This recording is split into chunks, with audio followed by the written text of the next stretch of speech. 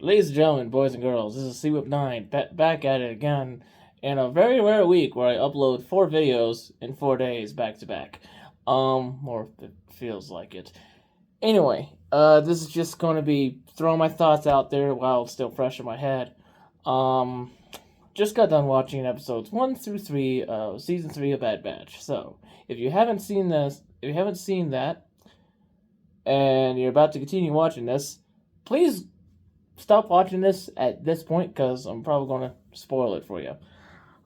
This is just my own thoughts right now. That's why I'm not doing the voice I did for Wandering Jedi video.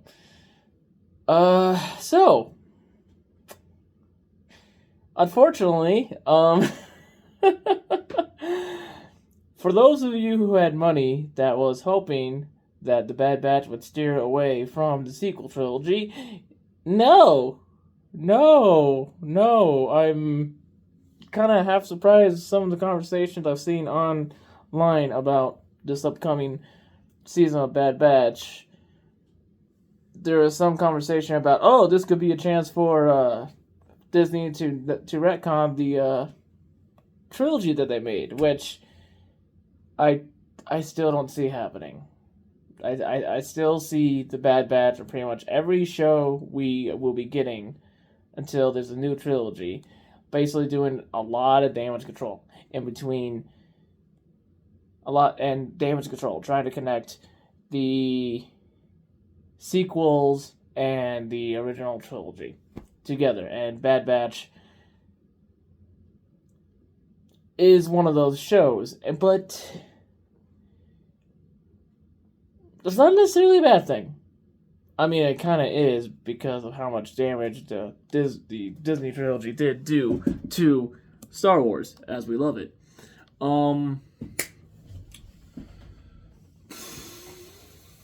What to say about these first 3 episodes? If I look tired, it's because I am, and it's past 3 a.m. I'm trying to get this thoughts fresh, new to you guys as well.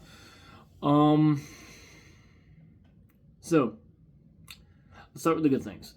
The good things is it kind of shows and reinforces the dark tone that the last episode of season 2 ended up on.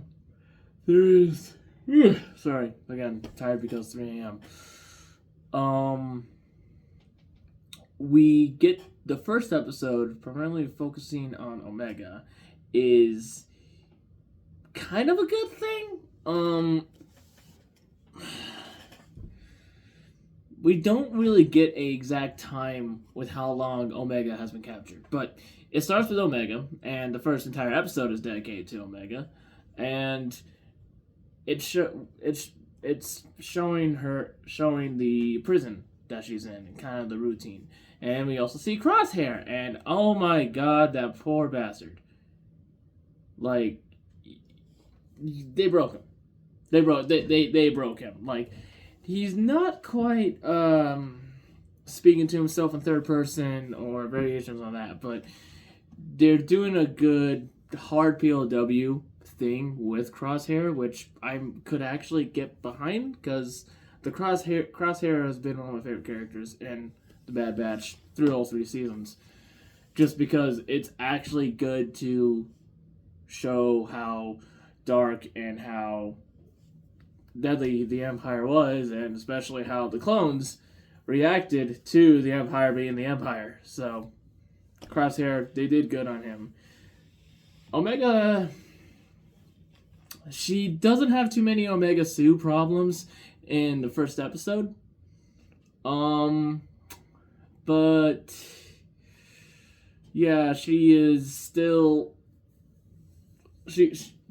I only say the phrase Omega Sue because that's kind of been popping up here and there in regards to talking about the Bad Batch, and it's the primary reason why I'm right now working on a retrospective of the Bad Batch show. I'm still working on the season 1 episodes.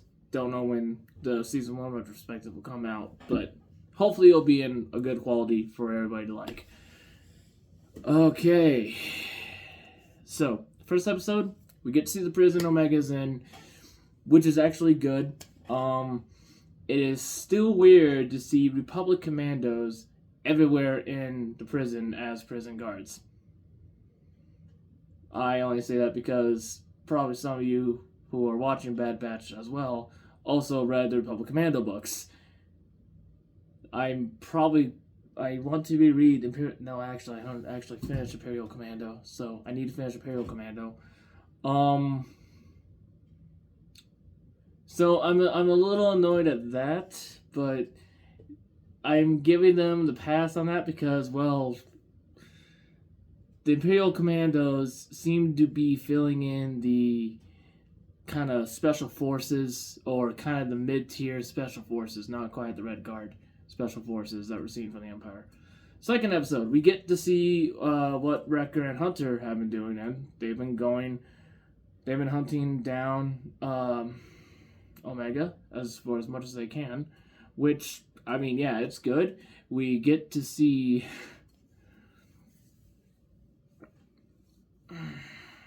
them go to this Royal Zabrak, or Zabrak adjacent species, and they get details. I am so sorry, ladies and gentlemen. They're getting details on where Omega is. So it's like, okay, cool, and they collect a bounty on a pike, which is,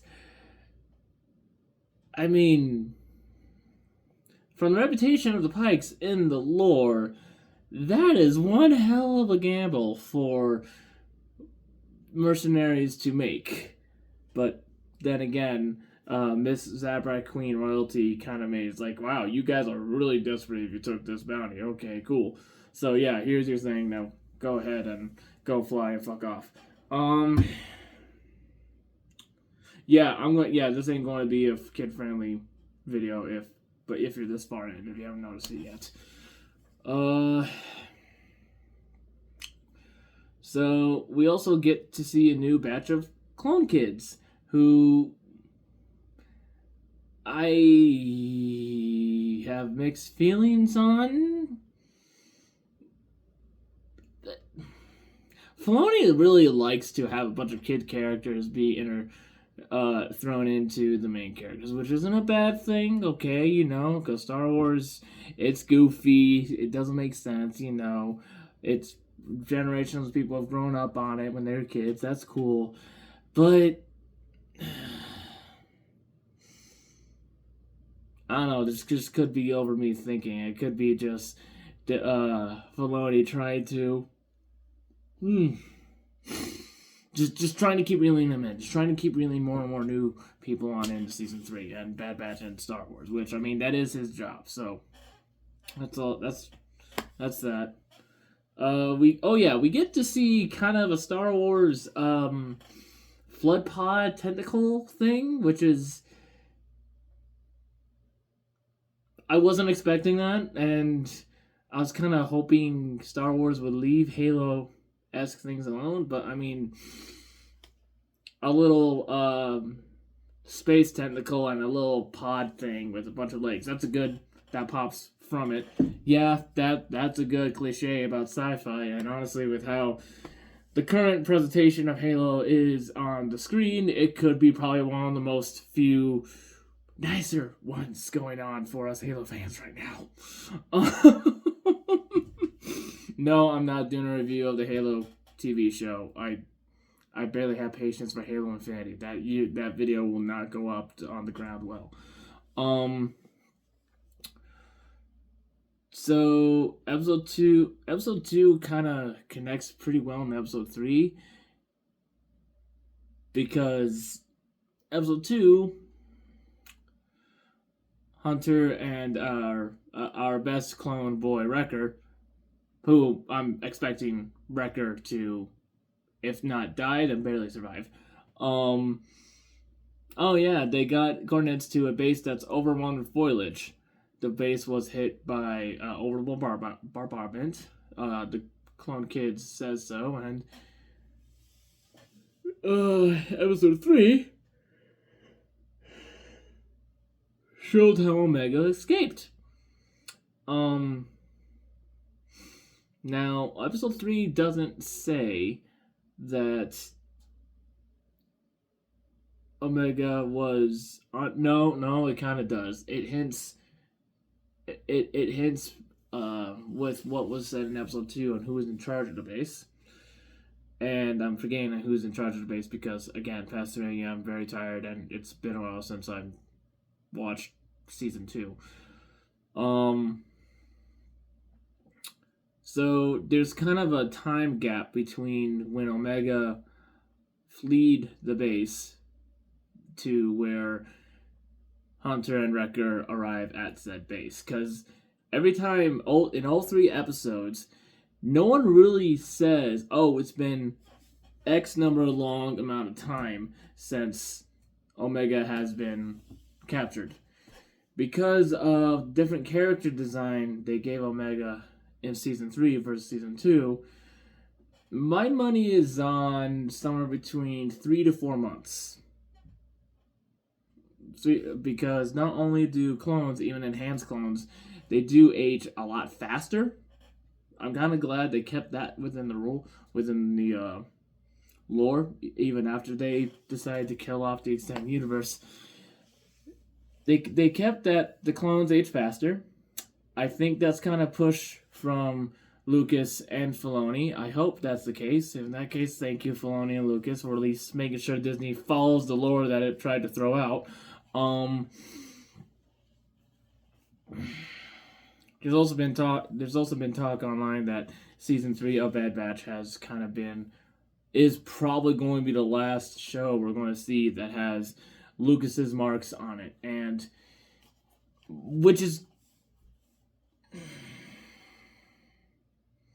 makes sense, but still doesn't sit well with me personally. I still think Lucas needs to have a lot of creative weight behind the decisions of the shows. If not George himself, maybe his daughter, or any of at the risk of calling him royalty, any of his family members, to be honest, who actually liked what their dad made, you know. Yeah, so episode 3 we find out how she escapes. Palpatine makes an appearance, and while I was watching these 3 episodes, it's obviously it's by now 2 days since they last dropped. I had at the same time Theory's watch party going on, and his reaction to seeing the clone vats for Snoke, which he wasn't impressed by it. I paused it right there. I'm trying to keep my thoughts in a vacuum so it can help me whenever I do the retrospective of this as much as I can and make sure you're hearing my genuine thoughts, not just filling in the echo chamber. It's cool seeing Palpatine come on in and kind of reinforce how important that base is.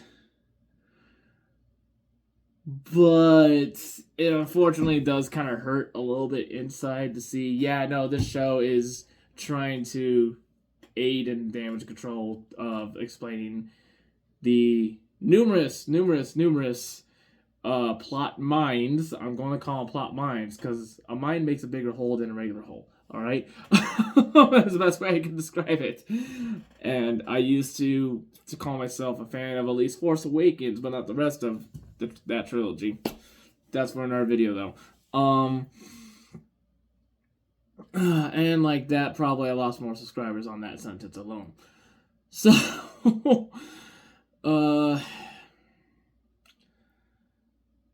so honestly, the first 3 episodes, I would call it a good 4 out of 5. 4 out of 5, 3 out of 5. There are problems with it, but not too many major red flags that annoyed me as much. Good.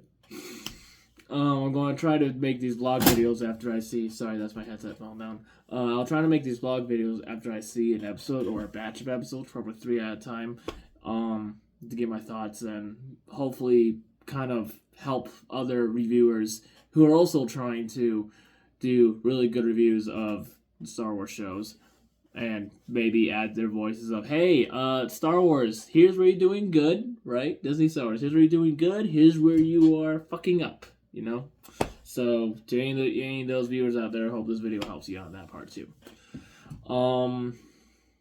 Next Star Wars video, I hope, will be just me either talking about the Star Wars this show as well, or maybe tease what I have planned for the retrospective.